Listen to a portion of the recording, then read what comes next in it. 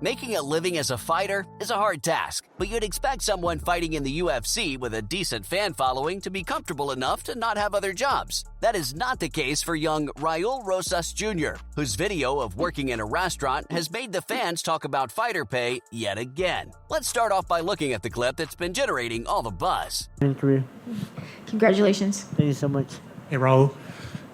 To your right. The 18-year-old UFC fighter working at a restaurant. It's only been a couple of months since Rosas Jr. made UFC history. He became the youngest person to win a fight in the UFC. His performance was absolutely dominant. And when you think about his age, it's scary how much potential he has. Add to that his post-fight promo in which he asked Dana White for the 50 G's so his mother could buy a minivan.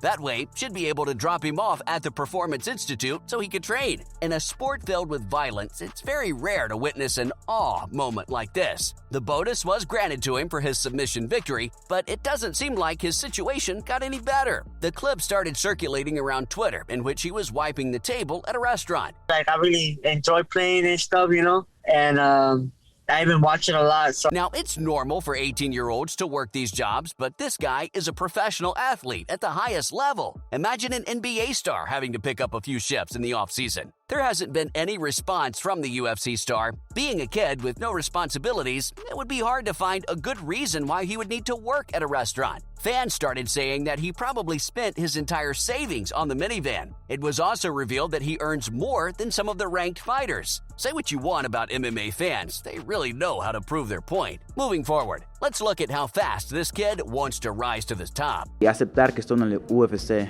en vez de tan rápido así. Entonces ya. Raul's plan for his career in the UFC. When a young fighter gets discovered like this, people are wondering what kind of path they're going to take. You could be the next John Jones and become the best in the world in your 20s, or maybe you fly too close to the sun. In boxing, the term canaload is used. This is referring to Saul Alvarez's fighting the GOAT, Floyd Mayweather, very early in his career. can do, and he knows what I can do, well, he really doesn't, but he will know what I can do. But this teen wants to be thrown straight to the wolves. Doing an appearance on the MMA Hour with Ariel Helwani, Rosas Jr. talked about being ready to face the big dogs instantly. He went as far as saying that he'd fight for the UFC belt if it was offered to him. Some would say that's too much. But what else would you expect from someone so skilled at a young age? But despite his cocky demeanor, Nuevo México, el niño problema. the 18-year-old has realistic goals inside his head. He told Ariel that if he didn't think he was ready, he never would have signed with the UFC. But he truly believes he can beat anyone. At this point in his career, he doesn't see any opponents. He just wants to get his hands on gold. The old town that I grew up in, and they were like, hey, they're showing you in school, like the teachers are putting you on. The obvious mission is to break John Jones' record, so he'd have to take on anyone that holds the belt, which happens to be Aljamain Sterling, and Raul thinks that he can finish the Funk Master. With that said, the question of how frequently he'll fight is still there. So let's look at that. How active would he like to be? Furious action to start. There's no way a kid in high school has nothing left to learn. I've got examples of guys like Glover Texiera who hit their prime in their late 30s. On the other hand, there's someone 20 years younger who's so confident in his skill set that he wants to go straight to the title. Rosas Jr. said that he'd ideally like to fight every month because that way he'll get to the title within the next few years. Fighters just shows me that I am ready, it proves my point. In his mind, he doesn't need 4 months camp because that's what you need when you're trying to make your skills better. He just wants to step inside the octagon as often as possible. What's the point of being nervous when you know you're going to win, right? But the kid will certainly have to go through a murderer's row of contenders. De acuerdo, alguien tan joven es la pregunta obvia. Una nueva generación. The bantamweight division is considered by many to be the best weight class in the UFC. Everyone's at an elite level and could get the belt on any given day. So as we see Raul face a higher level of competition, many questions would be answered. But one thing's for sure, even if the UFC gives him an Alex Pereira route to the title, it'd still be as legit as they come. I mean, he was like a problem already, and he was like younger at the time.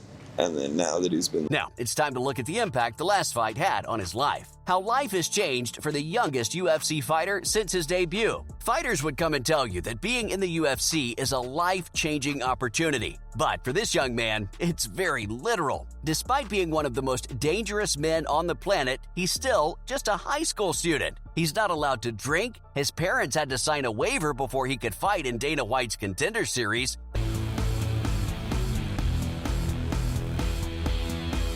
The point I'm trying to make is that this level of fame and success as a teenager is unusual, to say the least. Ask Hollywood, they'll tell you. Needless to say, some big changes had to be made. To focus on his training, Raul doesn't go to school anymore. He takes his classes at home so he can have more time for his career. As I mentioned earlier, his mother drives him to and from the UFC PI for his sessions. He still keeps in touch with his old friends, though, but now as he gets more famous, people want to be in his circle. One thing that doesn't get talked about much is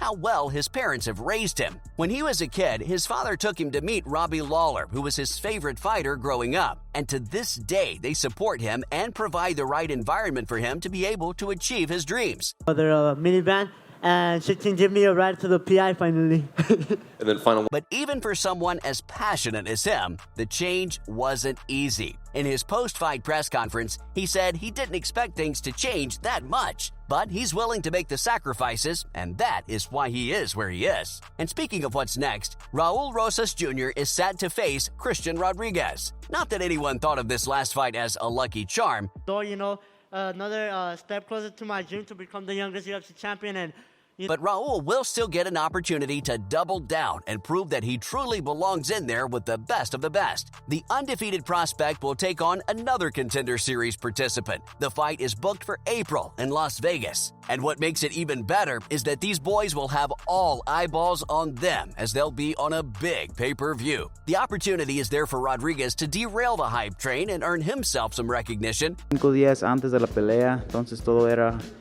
bien rápido. Esta vez aprendí. Christian lost his debut in the UFC after winning the contract, but since then he's bounced back and picked up a win by submission. But the spotlight will be on the teenage sensation who's almost certain that he would run through anyone. The pressure is on because the only way he can make a case for being ready for the belt is if he dominates the fight like the last one. As many fighters would say, the most difficult fight is the one you're supposed to win. Let's hope this young man doesn't overlook the competition. What do you think about Raul's potential, though? Do let me know. We'll see you in the next one.